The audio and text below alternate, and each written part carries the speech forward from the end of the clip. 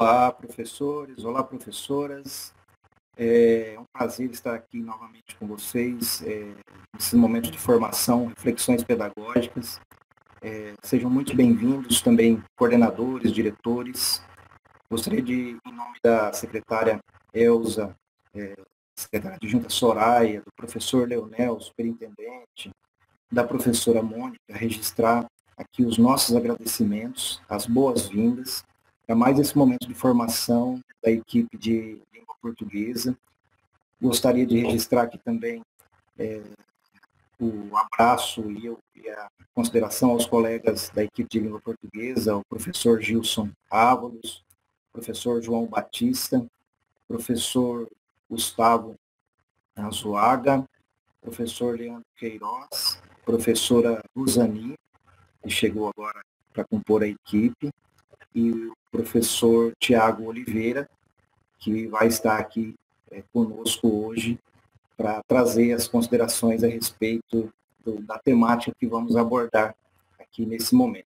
Registro também o agradecimento à Josiane e à Cláudia, que são as intérpretes aqui da nossa live hoje, desejando sucesso aí a todos. É um momento difícil que estamos enfrentando, é um momento de pandemia. Nós desejamos do fundo do coração que estejam todos bem, que estejam todos se resguardando, com saúde, se cuidando e cuidando da família também, que é o bem mais importante que nós temos, é a vida. Então, nós, em nome da equipe da CEMED, da equipe de língua portuguesa também, desejamos que estejam todos bem, que todos estejam com saúde e que a gente tenha uma ótima formação. No dia de hoje, eu sou o professor Tiago Ruperi, desculpa. No dia de hoje, nós falaremos sobre metodologias ativas para o ensino remoto de língua portuguesa. No caso, os professores, né, que eu já disse, o professor Tiago Oliveira, que está aqui comigo hoje, e eu, Tiago Ruperi. Nós, todos, né, claro, da equipe, todos que eu mencionei, têm participação ativa. Hoje ficamos só nós dois na apresentação, mas todos estarão à disposição, todos os colegas que eu mencionei, estarão à disposição no nosso chat também, para que a gente possa tirar as dúvidas, tá? Pode passar rapidinho. Hoje nós trabalharemos, então, como eu dizia, as metodologias ativas, né? Aqui é a nossa equipe da CEMED, metodologias ativas para o ensino remoto de língua portuguesa. Nós temos agora, devido a motivos óbvios, né, o ensino tem sido de forma remota. A gente resguardar a nossa saúde, resguardar a nossa integridade e podermos voltar em momento oportuno, assim que as autoridades em saúde pública liberarem para a gente poder voltar, assim que tivermos vacinas também, né, para todos os profissionais envolvidos na educação, para que a gente possa voltar com segurança. Então, nesse momento, as aulas têm acontecido de forma remota, ou por meio dos cadernos de atividades, ou por meio de chats, ou por meio do Meet, várias ferramentas. E as metodologias ativas, elas estão inseridas nesse contexto, né, com toda certeza, porque um dos princípios da metodologia ativa, ou das metodologias ativas, é a autonomia do estudante. Nesse momento de pandemia, o estudante tem tido que tem lidado com leituras individuais, ele precisa estar sempre se policiando, cuidando do seu próprio estudo. E uma das palavras-chave aí das metodologias ativas são, no caso, é a autonomia. Então, o aluno passa a ter essa autonomia e voltada para o próprio aprendizado. Ok? Podemos caminhar. Então, pode passar, por favor.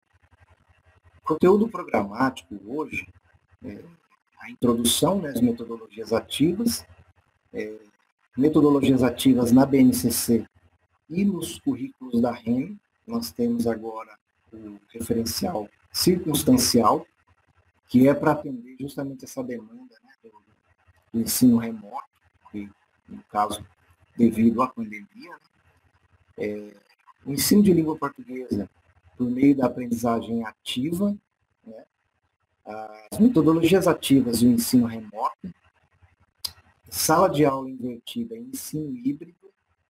A sala de aula invertida nós temos ouvido nos bancos das universidades, nas escolas, muito sobre essa questão da sala de aula invertida. Ela vai ser abordada aqui hoje também.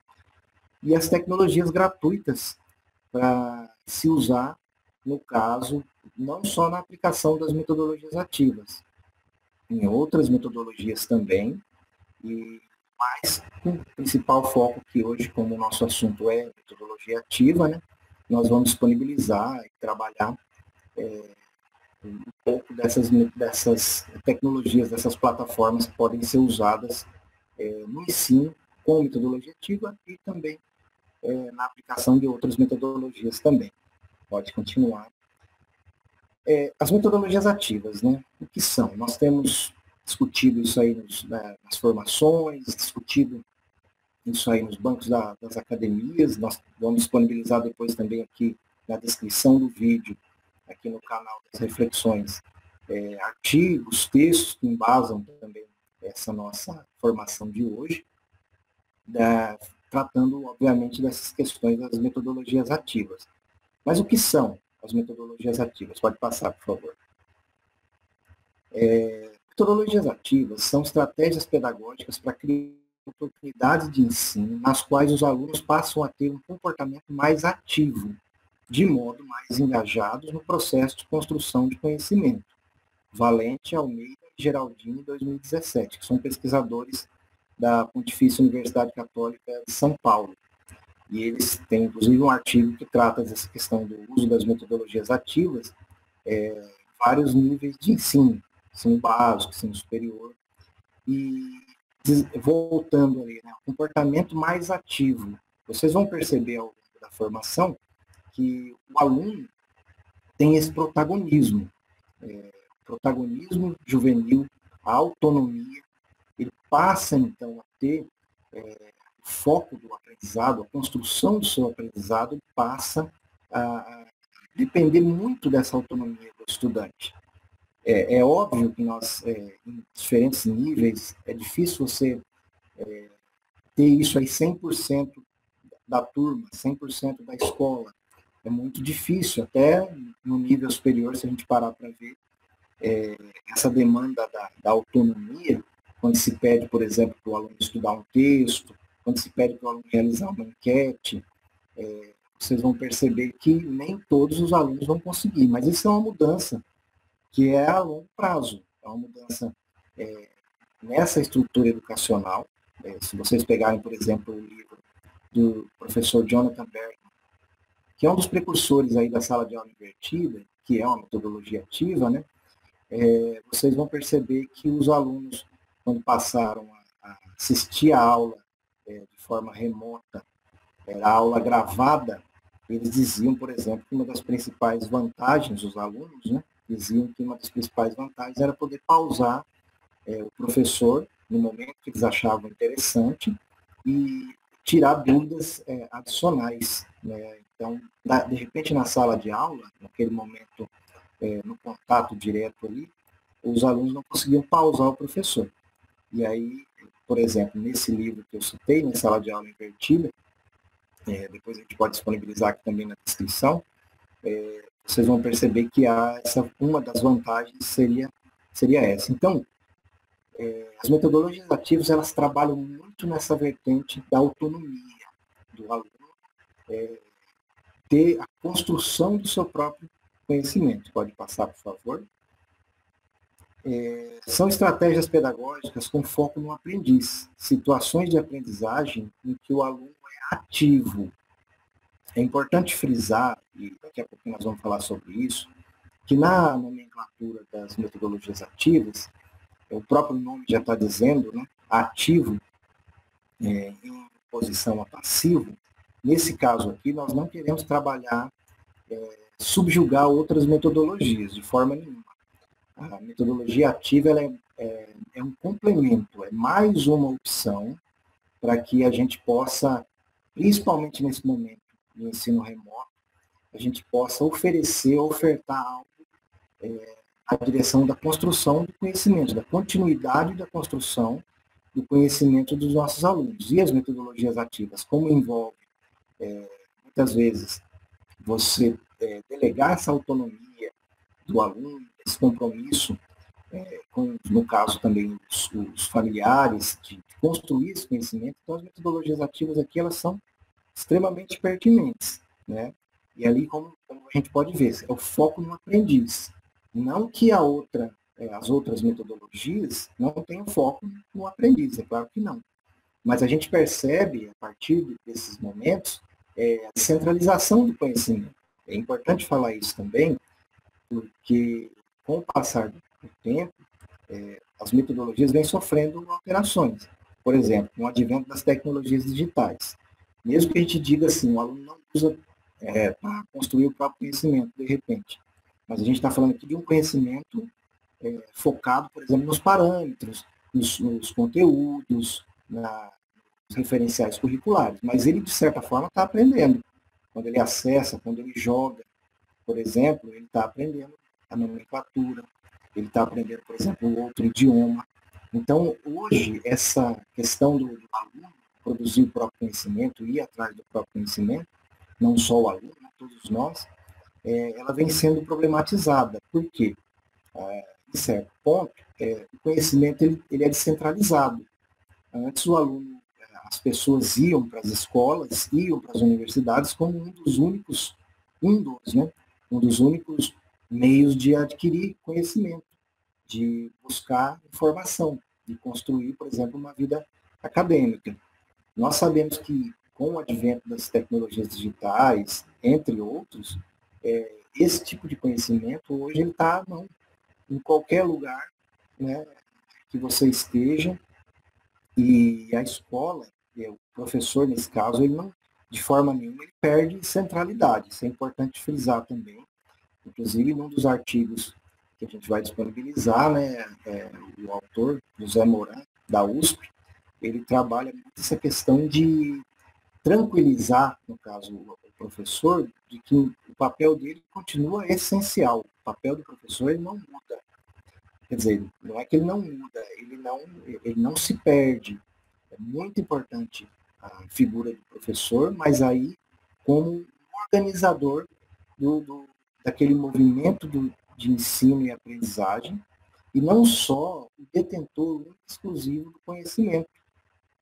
Muitas das informações que nós trabalhamos, vamos pegar aqui específico da nossa área, específico do nosso componente, língua portuguesa, se você trabalhar, por exemplo, verbos, as classes de palavras, os alunos, muitos que buscam sempre melhorar o seu conhecimento, eles, a um toque, a um clique, eles têm acesso a esse material na internet.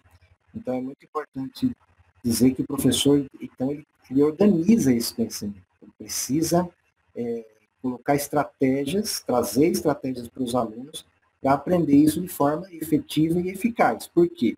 O que eu estou querendo dizer? O conhecimento está dado, ele está lá na internet. Mas esse filtro, essa organização do conhecimento, isso aí é muito a cargo do professor. Então, é muito importante frisar isso aí, que nós temos o foco no aprendiz, com as metodologias ativas, mas o professor, de forma nenhuma, perde o seu papel. Ele só ressignifica, ele amplia esse papel. Vou citar aqui, por exemplo, as aulas expositivas. Nós, outras gerações, a minha geração, nós aprendemos muito de forma expositiva. Os professores davam inclusive a aula de gramática, nós vamos trazer aqui para o nosso componente de novo, e nós ficávamos ali, sentados, prestando atenção. Muitos de nós aprendíamos, outros nem tanto. Por isso que eu enfatizo aqui novamente que não é questão de extirpar, de retirar as outras metodologias, inclusive a própria aula expositiva, por exemplo, né? Eu friso aqui que são metodologias que se complementam. Hoje nós temos outro perfil de estudante. Então é muito importante frisar que possibilitar outras metodologias para que esse aluno construa o seu próprio conhecimento é importante nesse contexto que nós estamos vivendo, mas não só nele. Quando eu cito aqui o livro do professor Jonathan Berg, não era em momento de pandemia, era um momento, vamos dizer, normal, né, das aulas presenciais, que inclusive, as aulas, ele escreveu esse livro que nós vamos disponibilizar também aqui. Pode passar, por favor? Então, veja só, eu gosto de trabalhar muito também com imagens, né? Às vezes a imagem, ela diz muito. Lembrando aqui da pedagogia dos multiletramentos. Nós trabalhamos com textos que são imagens, nós chamamos de textos também, né? Porque eles constroem sentido, eles entregam significado. Então, você tem ali na primeira imagem, no caso, uma aula expositiva, o símbolo de diferente, e a construção do conhecimento, a construção de algo de forma coletiva, mais focado na coletividade. Então, no caso, a primeira imagem, onde você percebe uma exposição, ela é diferente da segunda imagem, que você percebe uma construção coletiva. E uma das pressuposições, as premissas das metodologias ativas é essa construção coletiva também. Ela é importante nesse contexto de metodologias ativas. É óbvio que agora o momento às vezes vai pedir uma certa individualidade, porque os alunos não podem se reunir, nem na escola e nem fora dela. Não há essa recomendação. Mas no sentido também de dizer que o aluno vai passar a construir, né, com um par dentro da sua casa, com seus familiares, com um irmão que de repente estude também na mesma escola. Então, o que eu quero frisar aqui com essas imagens também? É que não é melhor. A metodologia ativa, ela é mais uma opção para que a gente possa, nesse momento de pandemia e pós-pandemia, sem problema nenhum, a gente possa ofertar isso para os nossos alunos, tá? Para que atenda a essa demanda crescente de descentralização do conhecimento. É muito importante isso, delegar para o aluno também a construção do seu próprio conhecimento. Eu sei que nem sempre atende a nossa realidade, essa questão da disciplina no estudo, até nós, né, se nós pensarmos enquanto professores, nós temos as nossas dificuldades, né, de fazer, por exemplo, uma pós-graduação EAD, uma pós-graduação de forma remota. Muitas vezes, para sentar, para estudar, para ler os textos disponibilizados, nós temos uma certa dificuldade, nós temos que ter aquela disciplina de sentar, de ficar ali aquele tempo estudando. Então, tudo isso é muito importante, nós desenvolvermos também nos nossos estudantes. É lógico que não é de um dia para o outro que a gente desenvolve isso aí. Mas nós temos tido exemplos, bons exemplos nessa situação de pandemia, de ensino remoto, né, de que alunos têm produzido. Por exemplo, agora, recentemente, nós vimos na mídia local aqui de Campo Grande, professor, inclusive da REM, né, desenvolveu poemas com os alunos de forma remota. Então, eles foram ler, ele mobilizou essa questão ativa do aluno para que eles pudessem ler poemas, se interessar por poesia e, além disso, produzir um livro de poemas desses alunos em momento pandêmico, em momento de ensino remoto. Veja, se o professor ficou 100% do tempo dando aula expositiva sobre poemas, por exemplo, sobre a estrutura de um poema, sobre a métrica, né? Provavelmente não. Ele deu as bases, ele articulou, você vê o papel central importantíssimo do professor, de forma nenhuma ele fica, né, de escanteio nesse contexto. Então, ele continua com esse papel de organizador, continua sendo essencial para que ele direcione esse conhecimento com os alunos, certo? Então, eu trago essa imagem aqui para dizer que as metodologias que não são ativas, elas são diferentes das metodologias ativas que nós temos, claro, né, pelo momento pandêmico, mas também após isso aqui, após esses momentos de ensino remoto, que a gente possa, sim, continuar aplicando e retirando essa essência o que há de melhor no aluno para que ele possa construir o próprio conhecimento. De forma nenhuma, nós dissemos, vamos dizer aqui que uma é melhor do que a outra. Tá? Ok, podemos continuar. Todas as metodologias de ensino pressupõem protagonismo dos estudantes na construção do próprio aprendizado. Como o próprio nome já diz, ativo, ou ativa, no caso, metodologia, né? Diferente de passiva. E aqui eu chamo a atenção para o nome passiva, né? Em oposição à ativa, de forma nenhuma passiva, que nós trabalhamos de forma pejorativa, que o aluno é passivo. Ele também constrói conhecimento, mas se você observar na literatura das metodologias ativas, sala de aula invertida, entre outros, vocês vão perceber que passivo é uma nomenclatura técnica da literatura do estudo dessas metodologias. Então, não é de forma nenhuma aqui pejorativa. E, de novo, eu trago o símbolo de diferente. Não é melhor. Ativa, a metodologia ativa não é melhor que a metodologia que a gente chama de passiva, dentro do estudo das metodologias ativas, né? Não é melhor. São apenas metodologias diferentes que podem contribuir com esse momento de pandemia, mas, repito, também posterior à pandemia, onde as aulas retornarão de forma presencial. Tá? Podemos continuar. Princípios das metodologias ativas. Você vê ali no centro, né, metodologias ativas de ensino. Uma das primeiras coisas que aparecem aqui no círculo amarelo é o aluno no centro do ensino e de aprendizagem. Nós sempre buscamos isso, né? O aluno no centro do ensino e de aprendizagem. Por quê? Eu tenho a disposição de que esse agente mais experiente, que detém um conhecimento articulado, um conhecimento estruturado, ele vai orientar esses estudantes, né, esses aprendizes, no desenvolvimento do seu conhecimento.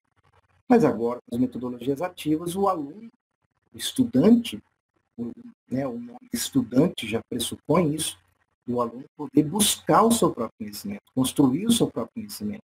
É claro que com a orientação, como eu disse, do professor. Então, o aluno tem essa centralidade. Nós buscamos isso, inclusive, muito antes de falar de metodologias ativas. Né? Outra questão, indo à direita, a autonomia. De novo, nós retornamos aqui dizendo que a autonomia do estudante, nesse momento e também no momento posterior, é muito importante. O aluno tem que ter autonomia para buscar, para construir o seu conhecimento. É óbvio, repito, nós vamos precisar direcionar isso aí. Não é do dia para a noite que nós vamos passar determinadas atividades para os nossos alunos, para que eles façam, por exemplo, em suas casas e retornem 100% pronto, produzido. Isso é um percurso, isso é um trabalho. Né? Abaixa um pouquinho, reflexão. O aluno ele vai poder ter oportunidade de trabalhar, construir e refletir sobre aquilo que ele tem construído. Nós vamos falar aqui, como foi visto no conteúdo programático, das metodologias ativas no ensino de língua portuguesa.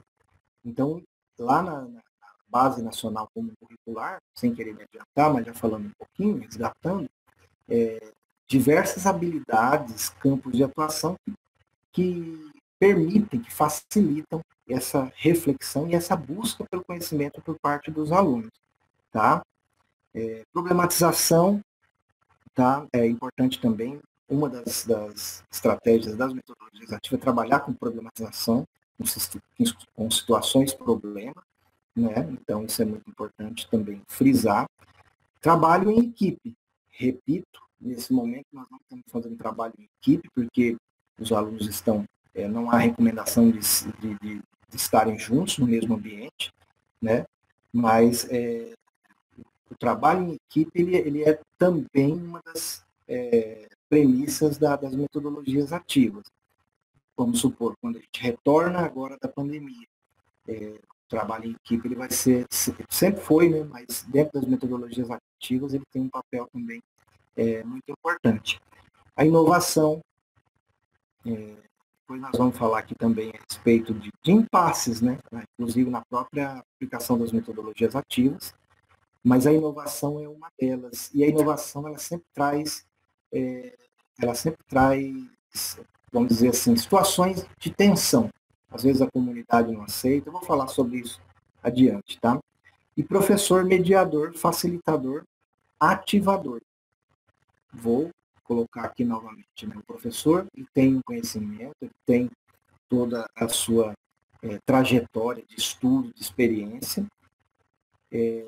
porém, hoje o aluno, ou qualquer estudante, né, de qualquer nível, ele vai, por exemplo, no Google, na Wikipédia, alguns não recomendam, outros recomendam tranquilamente, né?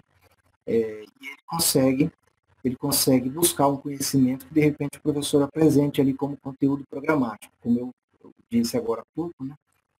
Vamos supor, classe de palavras, orações subordinadas, coordenadas. O aluno busca isso na internet, muitas vezes nós buscamos também para tirar as nossas dúvidas, né? Então, esse conhecimento, ele descentralizou, tá? Para me adiantar aqui, pode passar, por favor. Metodologias ativas, a descentralização do conhecimento. Já falei sobre isso. O aluno, hoje ele tem, né, essa centralidade, não só hoje, né, mas ele busca o conhecimento em outras fontes. Eu me lembro que quando a gente estudava, no meu caso, né, a gente tinha a biblioteca da escola e você tinha lá, por exemplo, a Barça, a enciclopédia Barça, né?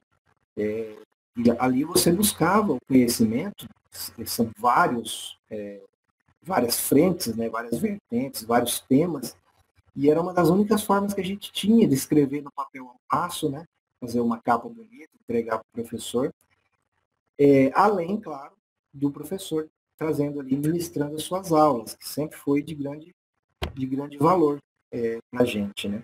Mas as coisas mudaram, os tempos mudaram. Hoje, a um clique de mim, eu consigo buscar conhecimento. E com isso, eu vou dando sequência falando, por exemplo, da aprendizagem ubíqua. Se vocês pegarem, por exemplo, a pesquisadora Lúcia Santaella, que é da PUC de São Paulo também, ela fala muito dessa questão da aprendizagem ubíqua. O que é isso?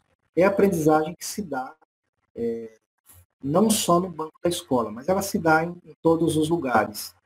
Quando você acessa, por exemplo, o conhecimento, quando você está no transporte público, quando você está no ponto de ônibus, quando você está na fila de algum banco. Então, se você está lendo, se você está acessando algum portal, você está aprendendo. Tá? Então, essa aprendizagem ubíqua, ela se dá em qualquer lugar, não necessariamente no banco da escola. Por que nós estamos trazendo isso aqui? Para ficar claro, essa descentralização do conhecimento. É importante frisar aqui que não é que o professor, de novo, vou falar, né, ele perde essa centralidade, ele é um organizador desses conhecimentos, de forma nenhuma. Tá? De novo, no centro do processo também, tá? Né? Um papel muito importante. Mas o conhecimento em si, o conteúdo, isso aí nós vamos buscar nas plataformas, por exemplo, e nós vamos ter isso aí em mãos. Né? Então é importante que a gente também fique atento a isso e possa, né, essa oportunidade, por exemplo, de estudo sobre as metodologias ativas, para que a gente possa problematizar, refletir sobre a nossa formação. É claro, nós somos formados uns há mais tempo, outros há menos tempo. Eu, por exemplo, no banco da universidade, não ouvi falar sobre metodologia ativa. Talvez até promovia alguma coisa nesse sentido, alguma aula nesse sentido, mas sistematizar o ensino com metodologias ativas, talvez nós eu, por exemplo, não tive acesso a isso aí na minha formação inicial, né? Mas por isso que o professor sempre está em formação continuada, né? Não para esse movimento de formação, tá? Em contexto de ensino remoto, é o que eu tenho dito aqui, já vinha sendo debatido nos meios escolares, agora passa a ser uma opção metodológica indispensável, vejam esse terceiro tópico. Né? Então, ele passa a ser uma opção metodológica, principalmente agora, nesse momento de ensino remoto, né? uma opção metodológica indispensável, onde você vai poder mobilizar, vai poder sistematizar as ideias e as concepções das metodologias ativas para que o seu aluno possa continuar aprendendo. Né? Grandes questionamentos têm acontecido sobre essa situação do aluno aprender ou não de forma remota. Muito se discute de ensino EAD, inclusive no ensino fundamental. Né? É importante frisar que se políticas públicas forem desenvolvidas nesse sentido, em breve nós teremos um ensino remoto, não só no nível superior. Então é importante chamar a atenção para isso também, porque não só com o advento das tecnologias digitais, mas principalmente, né, com a chegada desse aparato, nós temos aí uma problematização, um tensionamento de como que o ensino ele se dá. Se eu posso colocar 100% EAD, se eu não posso colocar, isso vai depender da idade, vai depender do nível onde esses alunos se encontram, né? Outras questões também que envolvem, mas são coisas que estão sendo debatidas dioturnamente. Uma das coisas, por exemplo, que tem sido debatidas nas instâncias, né, Senado, no Congresso em geral, por exemplo, e foi debatido, depois parou, agora retornou, que é o homeschooling, que é o ensino em casa, onde os pais poderão, né, se, claro, isso for aprovado, está em discussão ainda, é embrionário, né, mas os pais poderem ensinar em casa. Então, vejam, nós temos aí já propostas de políticas públicas para que a gente possa ensinar em casa.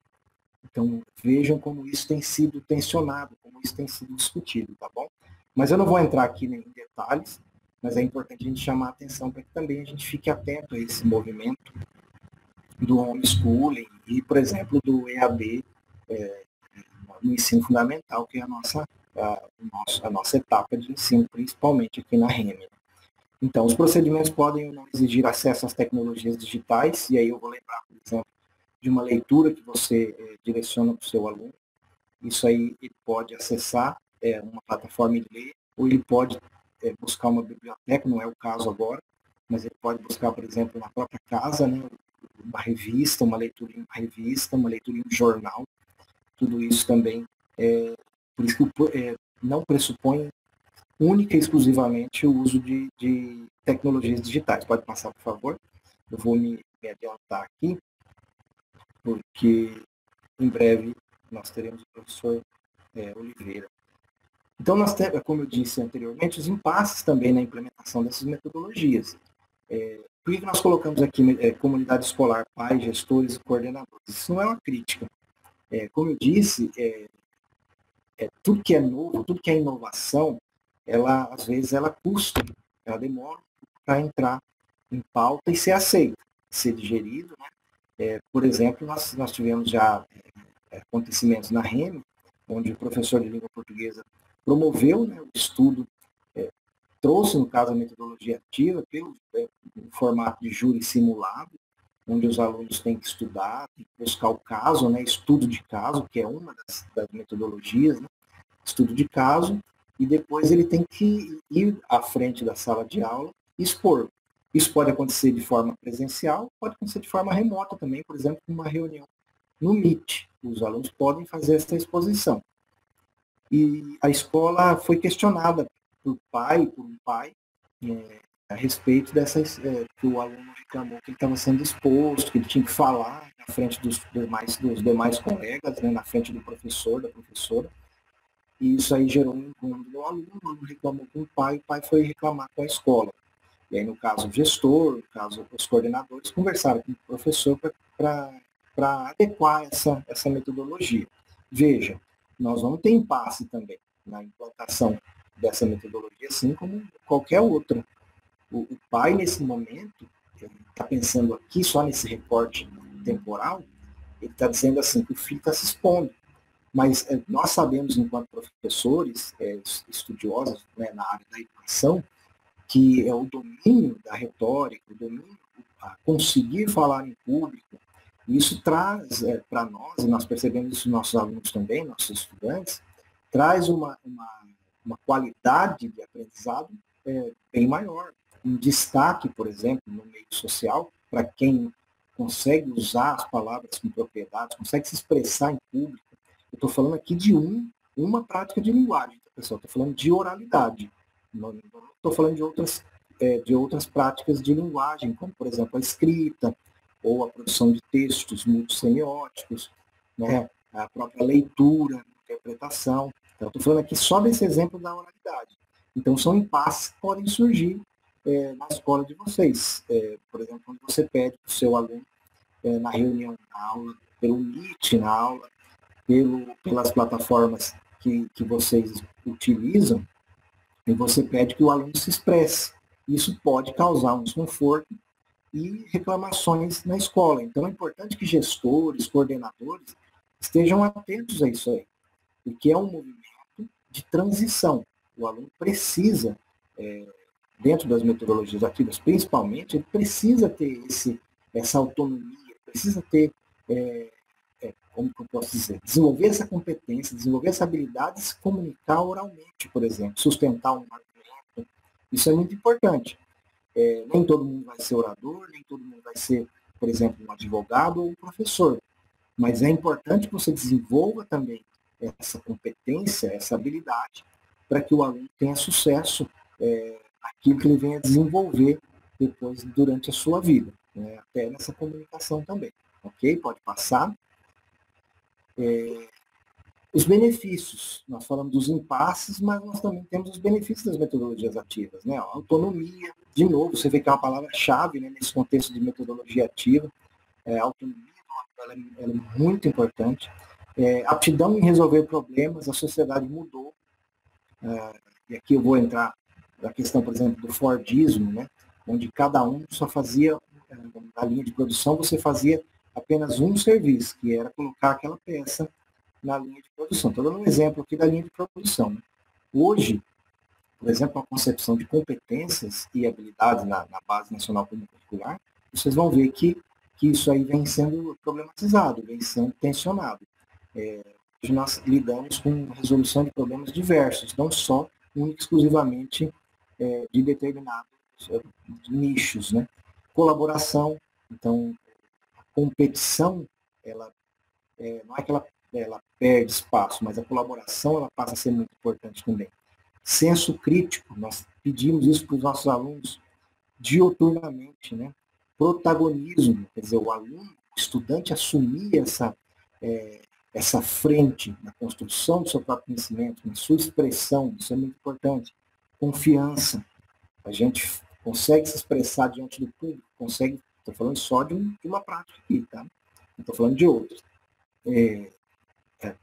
Adquirindo confiança. Você adquire confiança estudando. Você fala com segurança quando você preparou aquilo ali, quando você estudou para falar. Por exemplo, né? Aprendizado envolvente, o aluno se sente mais motivado, o estudante acaba produzindo melhor. Aqui eu não estou falando de produtividade, estou falando de construção de conhecimento. Tá? Empatia, isso é para a sociedade em geral, isso não é só no ambiente escolar, mesmo que seja no ensino remoto. A empatia está sendo pedida, e muito pedida, na vida real, né? na vida, perdão, expressei mal, está sendo pedida na nossa vida. A empatia ela é importante não só dentro do contexto escolar. Né? Responsabilidade e participação, de novo, a gente retoma essa questão do aluno se responsabilizar pelo próprio conhecimento. Vai ser de um dia para o outro? Provavelmente não. Vai demorar, mas é uma coisa que a gente também vai trabalhando. A educação ela é um processo. Né? A educação é processual. Nós não conseguimos resultados de um dia para o outro, ok? Podemos continuar. Então, dentro dos nossos documentos, né, dentro da Base Nacional Comum Curricular e do referencial, nós trouxemos a imagem, né, do referencial circunstancial 2021, que é esse referencial, que é um desdobramento do referencial curricular 2020, que advém da Base Nacional Comum Curricular, BNCC, né, e esse desdobramento que é o referencial circunstancial. Eu vou trazer aqui rapidamente, já também caminhando para concluir a minha parte, traços das metodologias ativas dentro desses documentos.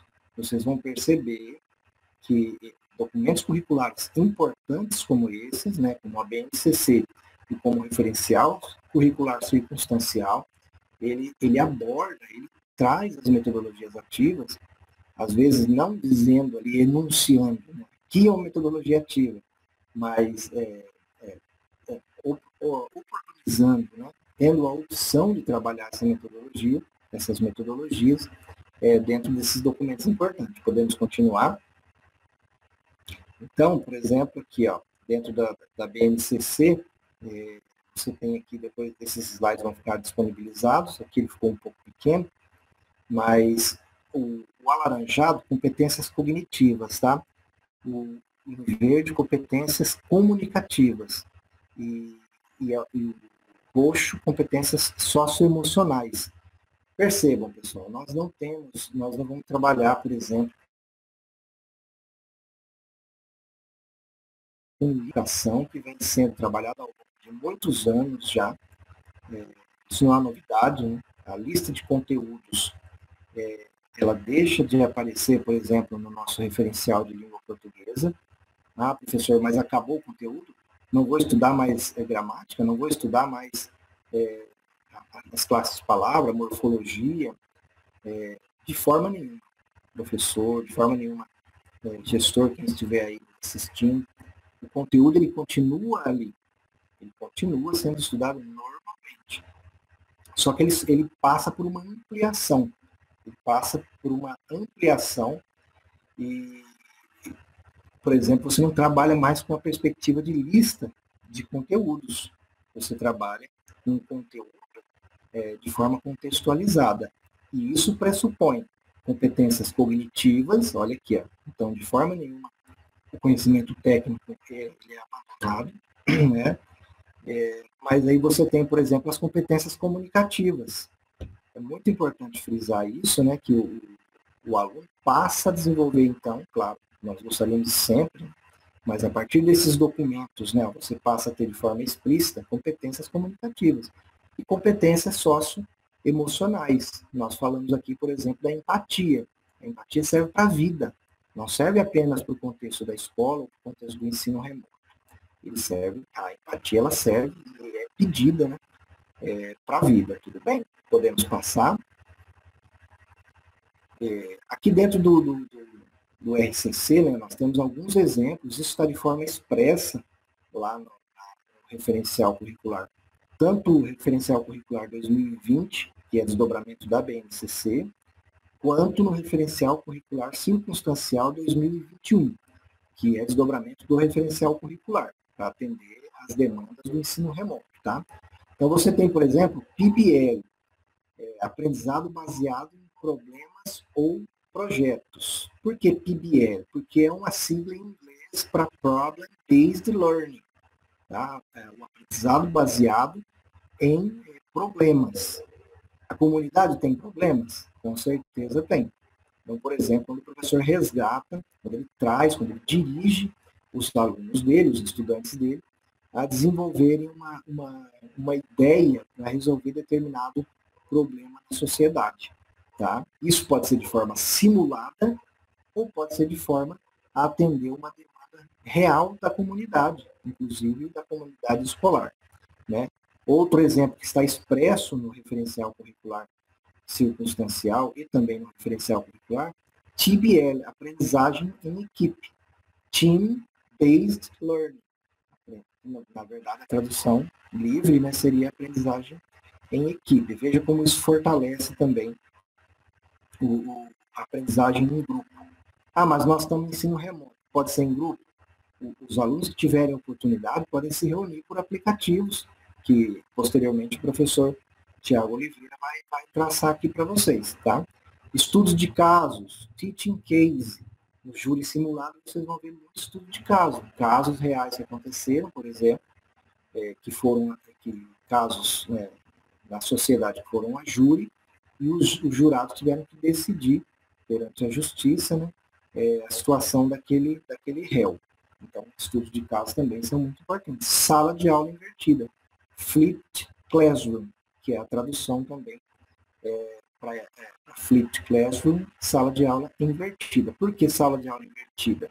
O princípio dela, depois o professor Tiago vai aprofundar, é que o aluno passa a ter esse protagonismo. Vamos supor, você tem ali uma aula expositiva e você tem uma aula que o aluno busca, onde o aluno estuda, para depois ele trazer esse resultado para dentro da sala de aula. Tudo bem? Pode passar. E aqui eu trago, para a gente ir finalizando, ensino de língua portuguesa por meio da aprendizagem ativa. Veja, você tem aqui, por exemplo, campo de atuação, campo das práticas de estudo e pesquisa. Veja só essa habilidade. Ensino fundamental, oitavo e nono, língua portuguesa, habilidade 27. Tecer considerações oportunos em situações de sala de aula, apresentação oral, seminário, etc. Veja como isso é importante, está vendo? Então, isso aqui está expresso, isso aqui está dentro do referencial curricular de língua portuguesa, do referencial circunstancial, na Base Nacional Comum Curricular, BNCC. Então, isso está previsto ali naquele documento, que é uma metodologia ativa, seminário, né? Trabalhar a oralidade, fortalecer, promover isso aí para os nossos estudantes, tá? Podemos passar, já concluindo a minha parte. Tem mais uma habilidade que gostaria de trazer para vocês, rapidamente. Pode passar, por favor.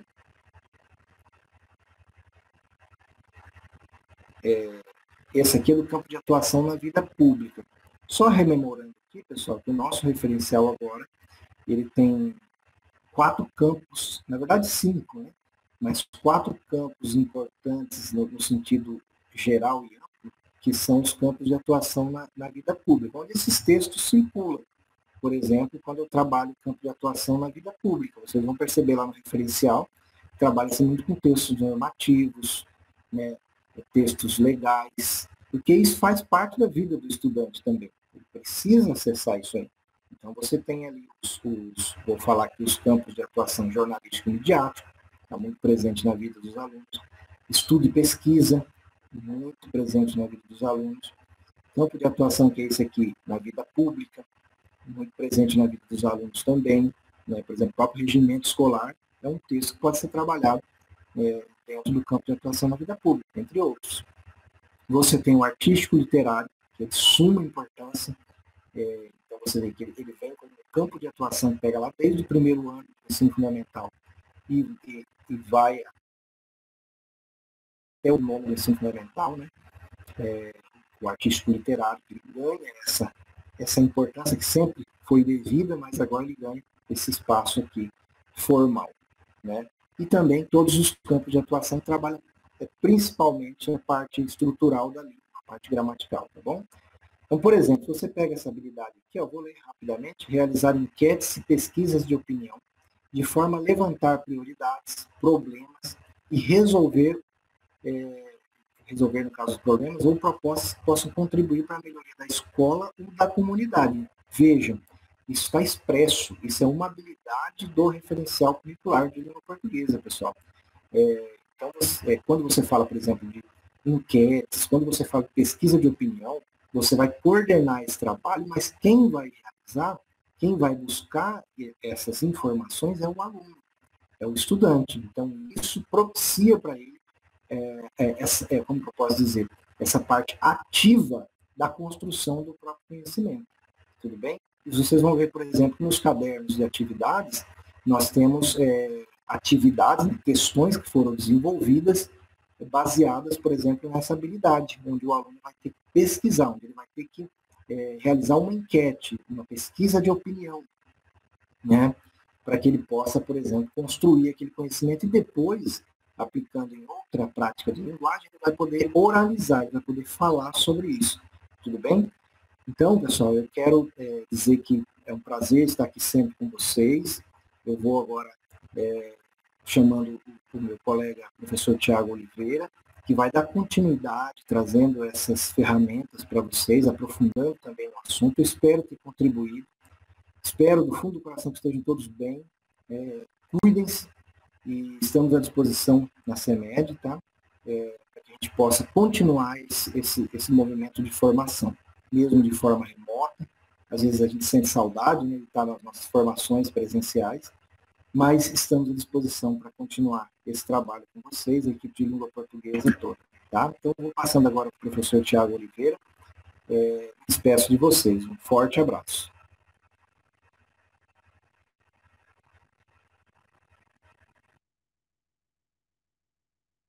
Olá, professores. Tudo bem com vocês? Professor Tiago Oliveira aqui, chegando na área. É sempre uma satisfação, uma honra estar aqui com vocês para a gente discutir temas de grande relevância para a nossa prática pedagógica, né? A CEMED, ela sempre se preocupou em disponibilizar um tempo e um espaço para que a gente, professores, pudéssemos estar se atualizando, estar estudando para oferecer um serviço público de qualidade. Nessa oportunidade, eu aproveito para agradecer e parabenizar a Secretaria Municipal de Educação, na pessoa da professora Elza, da professora Soraya, a Superintendência de Políticas Educacionais, na pessoa do professor Leonel, e a Gerência do Ensino Fundamental e Médio, na pessoa da professora Mônica, né, por estar nos oportunizando a dar prosseguimento, mesmo em tempos de pandemia, ao nosso programa de formação continuada. Então, fica aí os nossos agradecimentos. Hoje nós estamos falando sobre metodologias, né? E a metodologia, inclusive, é a principal ferramenta de trabalho do professor. Será que você, professor, sabe qual é a sua principal ferramenta de trabalho? São as metodologias. Professor que não tem uma diversidade metodológica, ele tem um grande problema de sala de aula. Por quê? Porque o uso limitado de metodologias ou o uso de um único método talvez não consiga alcançar as diversas memórias de aprendizagem existentes em uma sala de aula. Por isso é importante que o professor, conduzidor desse processo de ensino-aprendizagem, possa conhecer e saber aplicar o maior número possível de metodologias existentes e disponíveis. Hoje, por exemplo, nós estamos aí estudando e refletindo sobre as metodologias ativas da aprendizagem, ou metodologia da aprendizagem ativa, né? Que é aí a sensação do momento, vamos dizer assim, a galinha dos ovos de ouro, né? Porque nesse momento de pandemia, proporcionou o uso mais frequente dos métodos ativos de forma compulsória. Compulsória por quê? Porque eu vejo que a maioria das escolas está usando os métodos ativos não de forma voluntária, até porque a gente tem dentro desse cenário professores e alunos ainda tentando se situar dentro desse novo cenário, dessas novas cenas pedagógicas, né? A literatura especializada na teoria da aprendizagem, assim como os mais diversos currículos vigentes no Brasil e no mundo, somado às pesquisas científicas, corroboram para a eficiência e eficácia do uso dessas metodologias a curto, médio e longo prazo. Quem me conhece sabe que eu sou apaixonado por metodologias ativas. Faço uso frequente na minha sala de aula, para quem não sabe, sou professor do Estado, e lá eu uso metodologias ativas. Na rede municipal de ensino, nós temos aí vários laboratórios em parceria com escolas e professores que fazem uso dessa metodologia para saber de pesquisar os resultados e elaborar novas formações e intervenções em unidades escolares. Então, o professor, quando ele começa a utilizar esses métodos, essas metodologias, ele consegue visualizar novos resultados diferentes. O que nós queremos hoje aqui, com essa formação, é incentivá-los a ampliar esse arcabouço metodológico de vocês, para que vocês possam alcançar cada vez mais outras memórias de aprendizagem, a necessidade dos alunos dentro da sala de aula. Beleza, professores? Então, vamos ao que interessa, que é o estudo em si das estratégias. Nós vamos tentar aqui trazer algumas estratégias, alguns métodos que você pode aplicar em sala de aula e no ensino remoto também. Tá bom?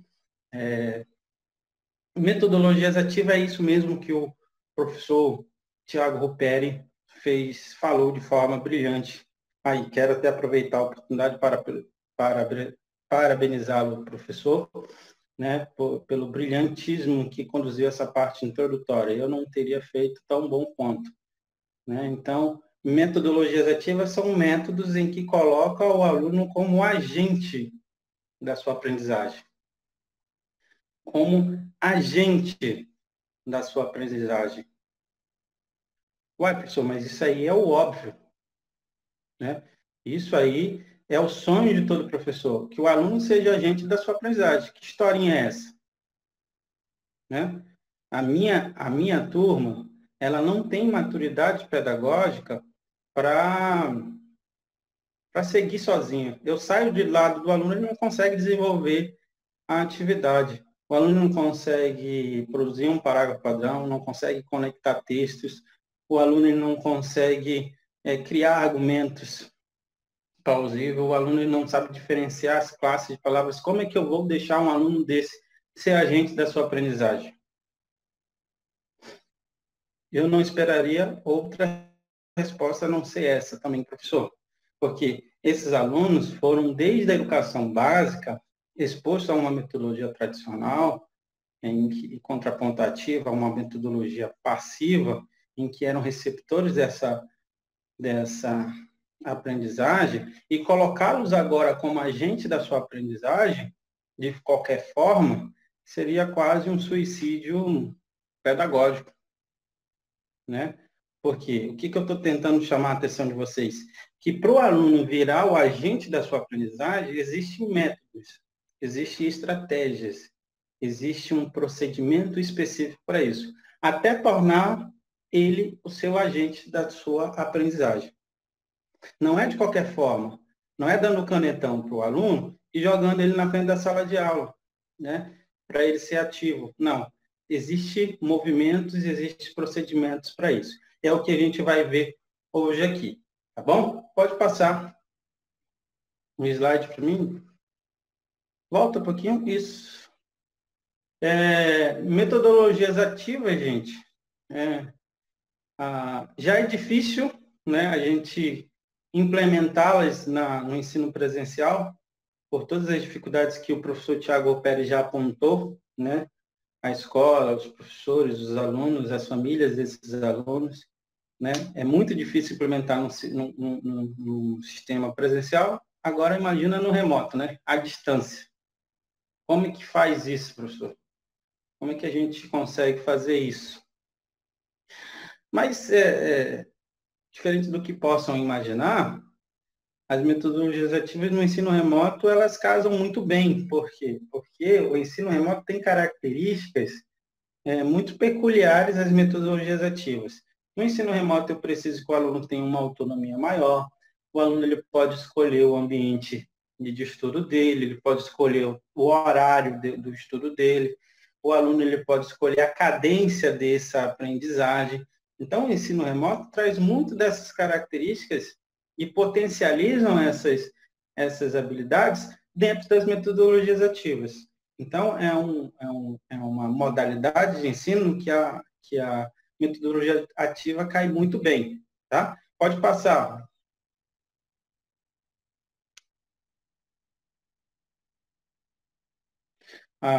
Olha lá, o ensino remoto, ele permite, né? Ele trabalha habilidades como a autonomia, o engajamento na aquisição do conhecimento, as competências socioemocionais. Esse ponto é importante, porque as metodologias ativas, elas são muito eficazes quando a gente também está estudando a questão das competências socioemocionais, né? Por exemplo, quando a gente está trabalhando a questão da afetividade, quando a gente está trabalhando questões sociais, como o combate a drogas, a corrupção, né? Você percebe que o uso dessas metodologias para essas competências e habilidades, conhecimentos, elas são muito viáveis, né? Não que eu não esteja dizendo que para as competências cognitivas as metodologias também não servem, elas servem também, né? Mas o importante é você entender que essa metodologia ela tem uma aplicabilidade maior dentro dessas competências socioemocionais, tá? Pode passar. Então, como é que eu vou aplicar, professor, essas metodologias ativas dentro do ensino remoto, né? Porque o ensino remoto, ele não se confunde com o ensino híbrido, né? Ensino remoto não necessariamente precisa utilizar aí de recursos tecnológicos, mas as metodologias ativas dentro do ensino remoto, elas vão se potencializar com o uso de, de recursos, né, digitais, né? Um material virtual, uma videoaula produzida pelo professor, uma atividade de realidade aumentada, portais, plataformas adaptativas de ensino, aplicativos, jogos, multimídias em gerais, tudo isso vai ajudar você a implementar essas metodologias dentro do ensino remoto, tá? Pode passar.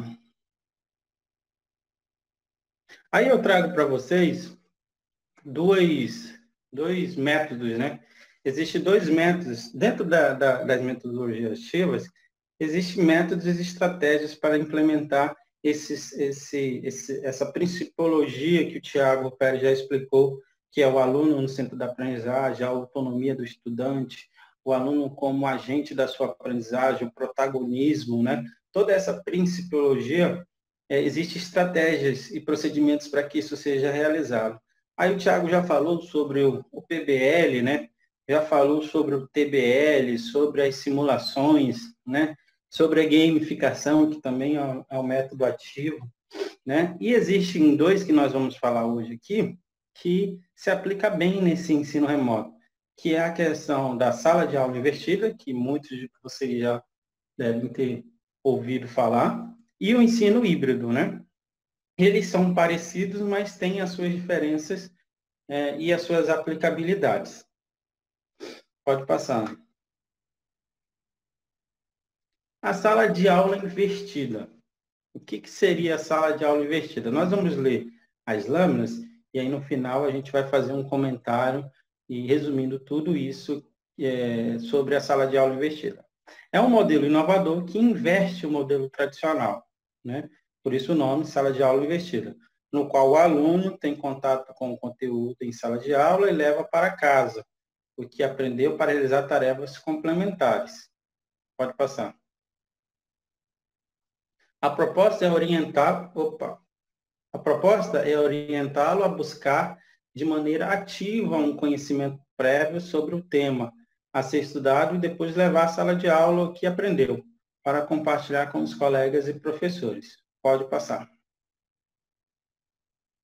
Permite explorar as metodologias ativas e tornar mais dinâmico e significativo o processo de aprendizagem, incluindo materiais digitais como videoaula, game, podcast, pesquisa, textos, fórum e etc. Pode passar.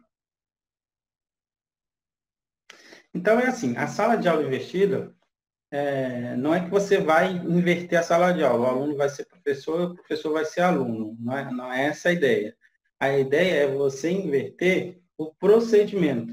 Né? Como é que se dá na aula tradicional? O conhecimento ele é construído na sala de aula, o conhecimento básico, elementar, ele é construído dentro da sala de aula. Por exemplo, o aluno ele vai para a sala, eu vou estudar hoje português. Lá na sala, eu vou descobrir que a minha aula hoje é sobre objeto direto, por exemplo, né? Ou complemento nominal. Eu descobri ali. Primeiro contato com a matéria, com o conteúdo, vai ser ali. Né? O professor vai explicar conteúdo básico e vai passar um dever de casa para eu aplicar os conhecimentos que aprendi dentro da sala de aula, em casa. A sala de aula invertida, ele propõe o contrário. O aluno, ele aprende por meio, claro, de estratégias, o conteúdo básico em casa, né? Ele aprende o conteúdo básico em casa. E quando ele vem para a sala de aula, ele vem aplicar esse conteúdo. Ele vem fazer a aplicação desse conteúdo. Ele vem verticalizar esse conhecimento, tirar dúvida, arestrar. E o professor consegue, por meio de atividades diferenciadas, em equipes, em grupos individuais, com estratégias, colocar em prática o conhecimento básico que ele aprendeu em casa. Tá? Então, é uma inversão desse procedimento. O conhecimento é construído em casa e a aplicabilidade desse conhecimento é feito na sala de aula. Enquanto na sala de aula tradicional, o conhecimento é construído na sala e a aplicabilidade é feito sozinho em casa. Né? Por que os teóricos e os defensores dessa sala de aula invertida argumentam que a aplicabilidade dentro da taxonomia de Bloom, que é um dos principais requisitos, né, dessa taxonomia, ela é a parte mais importante. É quando o aluno vai aplicar a teoria, a prática, que o professor precisa estar por perto, que o professor precisa conduzir esse processo. Tá? O aluno pode, possivelmente, tranquilamente, aprender o que é substantivo em casa, quais as características do substantivo em casa, quais os tipos de substantivo em casa, porque isso é elementar, é básico. Ele consegue aprender isso sozinho. Né? E quando ele vem para casa, ele vai aplicar isso de maneira prática dentro da sala de aula. Então, essa é a ideia da sala de aula invertida, tá? Pode passar. Então, sala de aula invertida, flipped classroom. Aliás, gente, cabe aqui um adendo, que essa sala de aula invertida é uma metodologia muito utilizada nos Estados Unidos. Né? Lá, a maioria das escolas, 70%, 80% das escolas, elas usam dessa metodologia de forma eficiente e eficaz. Tá? Aqui no Brasil, nós temos a inserção dessa sala de aula invertida muito forte no ensino superior. Né, onde o aluno precisa ser mais ativo, precisa ser o agente da sua aprendizagem. Então, a gente tem aí a aplicabilidade muito no ensino superior. A educação básica começa a ver com bons olhos agora essa metodologia. Algumas escolas, algumas redes já utilizam dessa metodologia, inclusive com artigos na internet, depois vocês podem acompanhar, né, pesquisar na internet sobre o uso dessa metodologia no ensino fundamental. Né, e que traz resultados exuberantes. Tá? Em que consiste? O conhecimento básico adquirido fora da sala de aula. Claro, fora como, professor? Com estratégias. Tá? Daqui a pouco a gente vai ver. Né? A aula é reservada para atividades práticas ou resoluções de problemas. Atividades individuais ou em grupos, né, é importante sempre. Nesse momento, claro, dentro desse contexto, a gente vai adaptar essa metodologia. Eu sempre digo que método, ele tem um caminho, ele tem um desenho, ele tem a percorrer. Então, assim, e a gente precisa adaptar a nossa realidade, né? Porque se a gente não adaptar a nossa realidade, possivelmente ele não vai dar certo, tá? Então, todo método, ele te mostra o caminho, mas dentro desse caminho você pode fazer adaptações levando em consideração a sua realidade escolar, né? Local, tá? Então, aqui, individuais ou em grupo, fomentam uma aprendizagem ativa e maior envolvimento dos alunos. Potencial para os alunos, maior autonomia, responsabilidade, maior envolvimento, aprendizagem centrada no aluno. Pode passar.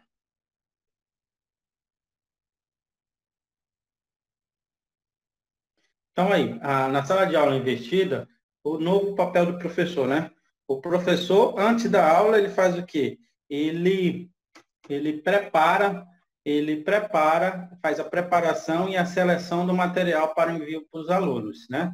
Durante a aula, ele ajuda, orienta e dá mais feedback aos alunos. O papel do aluno nessa metodologia antes da aula, ele estuda o material enviado, adquire as competências básicas, claro, levando em consideração o seu ritmo de aprendizagem. Durante a aula, ele desenvolve atividade significativa, o uso flexível da tecnologia, tá? Eu vou trazer uma experiência muito legal que eu tive com o uso da sala de aula investida em uma escola municipal quando eu era na sala de aula no município. Eu tinha uma disciplina do 9º ano que era o IEL, né?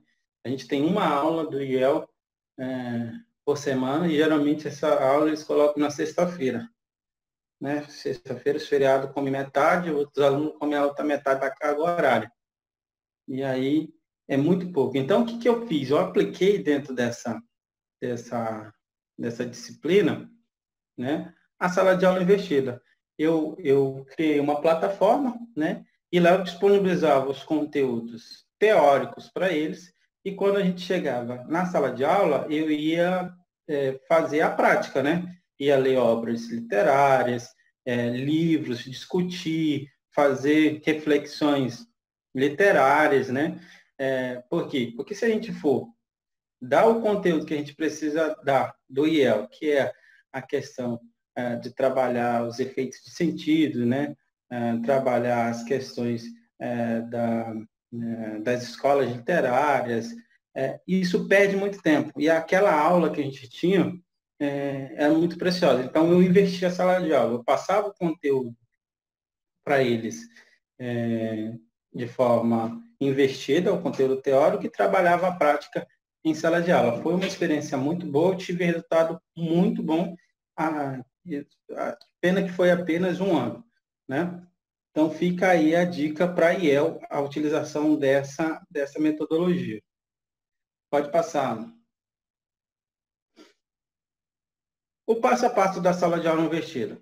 Então, eu preciso aí, primeiramente, né, o conteúdo ele é introduzido ao aluno antes da aula presencial. Ou seja, o primeiro contato é virtual, através de um vídeo, uma videoaula, um resumo que pode ser explorado individualmente. Então, eu coloco lá textos, coloco os vídeos, faço um fórum, tudo dentro de uma plataforma adaptativa de ensino, ou dentro de um grupo de aplicativos, né, para que o aluno tenha o contato com esse material antes da sala de aula, tá? É importante a gente personalizar esses materiais, né? É importante personalizar, mas não é obrigatório, tá? Se você personalizar, se você produzir seus vídeos, se você produzir seus textos, fóruns serem pessoais, a probabilidade disso dar certo é muito maior, porque aí você personaliza o ensino para o seu aluno, tá? Segundo passo, o aluno pode rever o material, caso tenha dificuldade, além de fazer outras pesquisas que aprofundem o tema, estudando de acordo com o seu interesse. Esse é o momento em que vai levantar as dúvidas, comentário e complementos que levam à sala de aula. Outro exemplo que eu lembrei aqui foi de um caso de recuperação de ano. Alguns alunos ficaram com nota baixa comigo em língua portuguesa e eu tive que fazer a recuperação desses alunos. E eu apliquei também requisitos da sala de aula investida. Eu peguei esses alunos e comecei a fazer, indicar para eles estudarem por meio de videoaulas, né? Claro, selecionei as videoaulas e dei para que eles pudessem assistir em casa. E fiz um planejamento e um cronograma para que eles pudessem assistir e fiz todas as instruções. Os alunos assistiram essas videoaulas e a partir daí a gente vinha para a sala de aula fazer exercícios sobre aqueles conteúdos que eles ficaram com deficiência de aprendizagem, né? Surpreendentemente, os alunos começaram a me pedir mais vídeos, né? Mais videoaulas, porque dentro da videoaula, o professor ele tem um recurso que você não tem dentro da sala de aula. Muitas das vezes ele tem uma animação por trás, ele traz uma música, ele traz mapas mentais, né? Ele tem recursos tecnológicos que você não está disponível. E isso faz com que o aluno tenha um entendimento melhor do conteúdo. Surpreendentemente, gente, esses 5 alunos passaram com média 8, 9, né? Por quê? Porque eles foram agente da sua aprendizagem. Conforme eles iam assistindo o vídeo, a gente percebia que ele podia voltar. Ah, não entendi essa parte, eu volto um pouquinho. Né? Ah, eu já passei por isso aqui, eu avanço um pouquinho. Então, ele consegue, dentro do processo de aprendizagem, conduzir conforme a sua necessidade. Tá? O terceiro passo é você trabalhar aí com projetos, né? Com debates e atividades dentro da sala de aula. Em sala de aula, os alunos tiram dúvida e o professor propõe orientar projetos, atividades e debates acerca do tema. No momento presencial, portanto, deve não só trazer conteúdos, mas desenvolver habilidades interpessoais. Né? Então, nesse terceiro passo, você vai trazer aí, vai ter mais tempo para trabalhar a prática. Invertendo essa sala de aula, o grande benefício é esse, um tempo maior destinado à prática, à execução da teoria. Né? Então, por isso que a sala de aula invertida traz muitos resultados. Tá? Próximo. Então, eu tenho aí quais os benefícios dessa sala de aula invertida, desse método. A construção do conhecimento, a criatividade, a autonomia, a automotivação, a colaboração e a organização. Tudo isso faz com que os alunos, todos esses benefícios são adquiridos a partir desses métodos. Vocês vão se surpreender quando começar a utilizar essa estratégia na sua sala de aula. Tá? Geralmente, essa sala de aula invertida, você precisa de uma plataforma. Daqui a pouco a gente vai falar de algumas. Tá? Você precisa de uma plataforma adaptativa de ensino, alguns aplicativos que permitam você depositar esses materiais, fazer esses fóruns, dar o feedback para o aluno, né? De uma forma mais plausível. Então, geralmente, ela está ligada a uma tecnologia também, tá bom? Mas nada impede de você fazer também por meio de recursos remotos, sem o uso de tecnologia. Mas aí você precisa desenhar isso muito bem, arquitetar isso muito bem. Pode passar. O ensino híbrido. Né? O ensino híbrido é mais popularmente conhecido como IED. Né? O ensino híbrido, ele parte da própria palavra, já nos remete, né? Ensino híbrido. Híbrido é a combinação de duas modalidades de ensino, né? Nesse caso, o ensino presencial e o ensino à distância, né? Esse é o pressuposto do ensino híbrido. Olha lá, o ensino híbrido aposta em combinar ferramentas, ambientes e organização para potencializar a aprendizagem. O aluno, ele alterna momentos sozinho, com outros em grupos e com o professor. Existem muitas possibilidades além da tecnologia. Né? O exemplo mais clássico que a gente pode dar aí é o ensino à distância, o IED, que é um exemplo de ensino híbrido, inclusive com muita resistência, né, dos professores e muita resistência da sociedade, muita discriminação contra essa modalidade, no sentido de que as pessoas que se formam a partir dessa modalidade de ensino, do IAD, têm pouco conteúdo, tem pouco conhecimento técnico. Isso é totalmente distorcido, tá?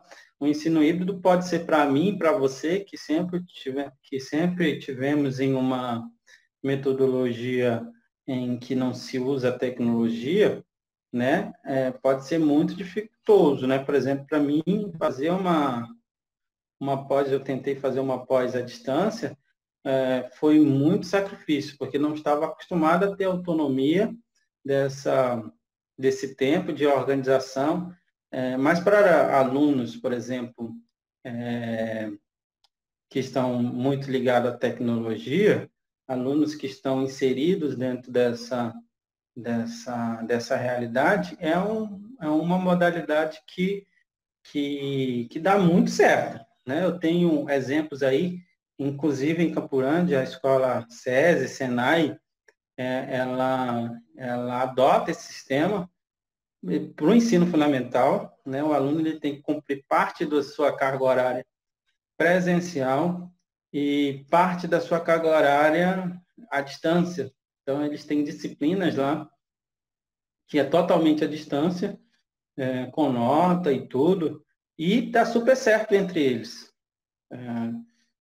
Os professores falam que os alunos são participativos, trabalham, entram na plataforma, porque foram ensinados desde a educação básica, exposto a esse tipo de metodologia.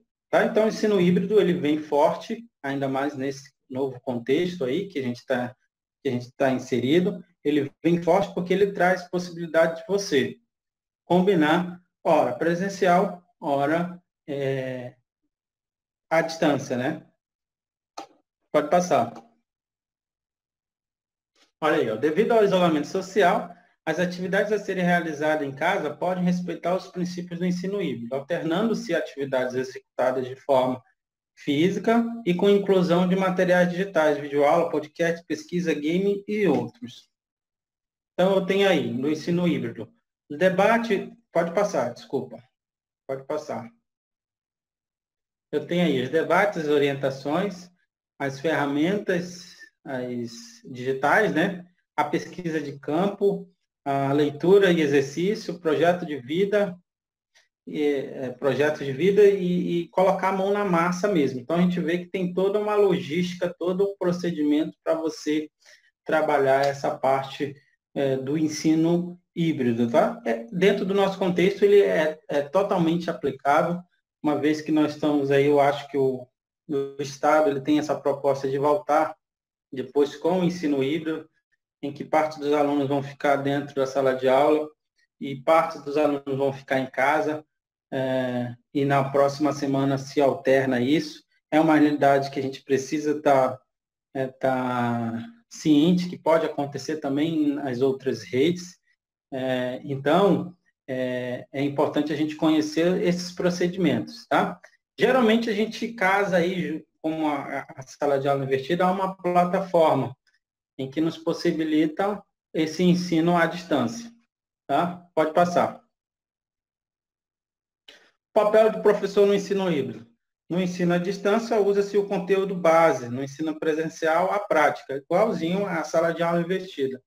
O professor com domínio das tecnologias educacionais. Então, o professor, dentro dessa modalidade de ensino, já tem que estar preparado que ele vai ter que lidar com tecnologias educacionais.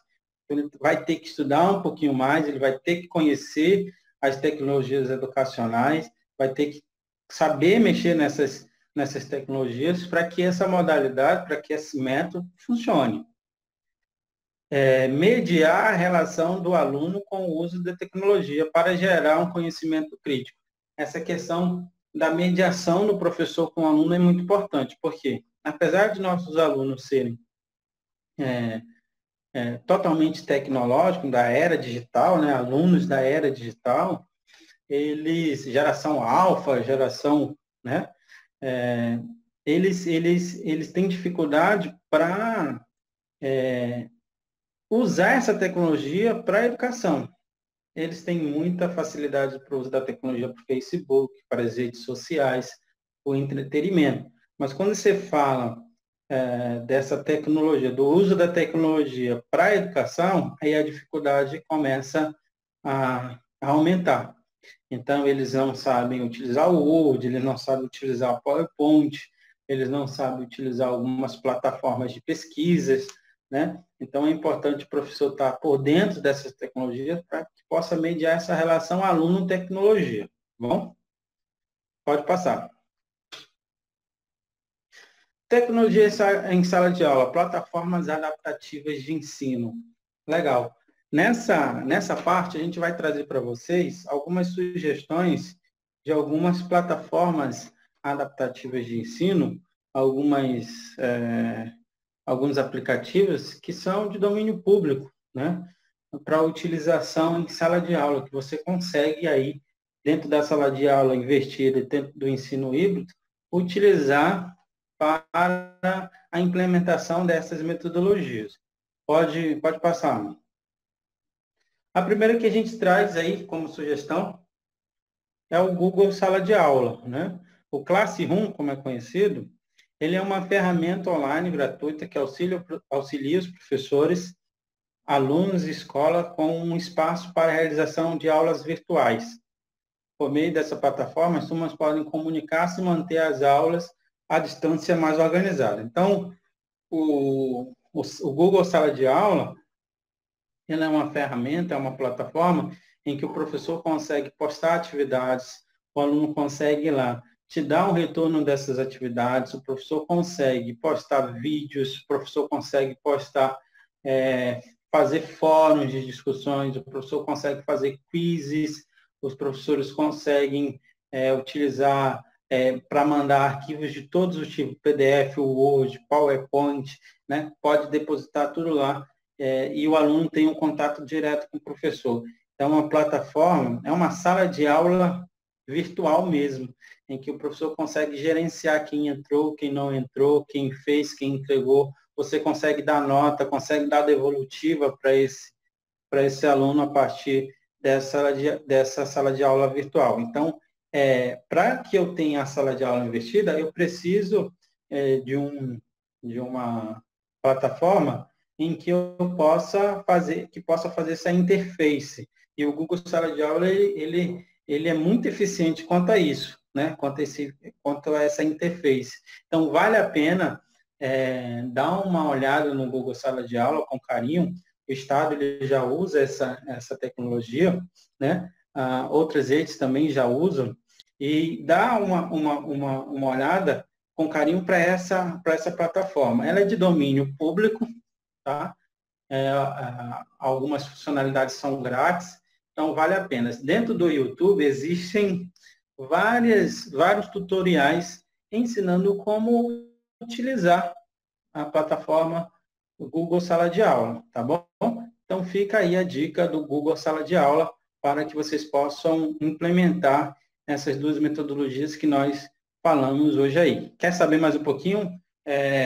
Baixa lá no Google, no YouTube, alguns tutoriais. A gente vai disponibilizar, eu, Thiago Ruperi, alguns tutoriais lá no blog de língua portuguesa também, depois, né, para que vocês possam utilizar, né, saber o caminho que essa plataforma disponibiliza para vocês. Próximo. Microsoft Teams é uma plataforma muito parecida com o Google Sala de Aula, só que essa não é da Google, é da Microsoft, tá? Mas tem os mesmos princípios, né?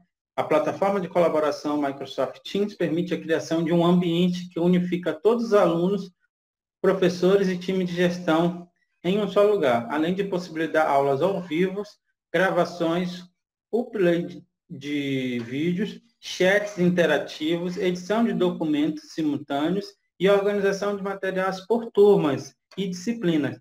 Então, o Microsoft Teams, às vezes, ainda é mais completo do que o Google Sala de Aula. Também tem no YouTube vários tutoriais de vários professores ensinando como utilizar o Microsoft Teams. Vale a pena também utilizar, talvez você possa utilizar o Google Sala de Aula em uma turma, utilizar o Microsoft Teams em outra turma, e aí você vai sentindo a eficiência dessas plataformas e qual que você se sente melhor para trabalhar, tá? Então fica aí a dica. Também a gente vai disponibilizar lá no blog de língua portuguesa um tutorial de como utilizar o Microsoft Teams. A outra sugestão é o Telegram, né? Eu tenho visto que muitas escolas estão utilizando o WhatsApp, né? Como ferramenta de contato com os alunos, até para a sala de aula. Mas o Telegram, para essa aplicabilidade de aula, eu penso que ele é bem melhor, porque ele tem uma capacidade bem superior ao WhatsApp. Primeiro, porque as mensagens que são do Telegram, eles são armazenados numa nuvem e não no celular. Então, já não vai ocupar espaço do seu celular. Segundo, o Telegram, ele possibilita você colocar até 200 mil pessoas em um grupo. O WhatsApp, se eu não me engano, é 200 pessoas, né? O Telegram também, você consegue fazer vídeos curtos de até 1 minuto e meio no próprio aplicativo e mandar sem precisar salvar, sem precisar estar editando, tá? No próprio aplicativo você aciona a câmera e você pode passar instruções lá de 1 minuto e meio. Se você precisar de mais minutos, faz fazer outros vídeos. Então, você precisa passar uma instrução sobre tarefa, você aperta a câmerazinha, faz o vídeo, ele já manda dentro do aplicativo, sem ocupar espaço, tá? Além do Telegram, você consegue mandar para o aluno PDFs, PowerPoints, GIFs, fotos, vídeos de até 1,5 GB, enquanto o WhatsApp é só apenas 5 MB, né? Então, assim, você consegue ter uma abrangência maior do ponto de vista pedagógico. No Telegram, além de você criar grupos, você consegue criar canais, né? Canais de, por exemplo, canal da língua portuguesa. E esse canal vai ficar disponível para o mundo inteiro. Ou você pode restringir ele. E o aluno ele pode, dentro do Telegram, conhecer outros canais ligados ao tema, né? E você pode puxar temas dentro desses canais e jogar dentro do seu grupo, fazendo uma interação com os alunos. Dentro do Telegram é possível também fazer a questão das enquetes, né? Você coloca lá, faz uma enquete pequenininha, os alunos votam, né? E você consegue, em tempo real, saber quantos por cento a porcentagem da sua enquete, do seu questionamento.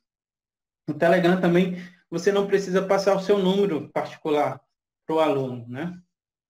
Basta você fazer um link e mandar por e-mail ou por outros meios, tá?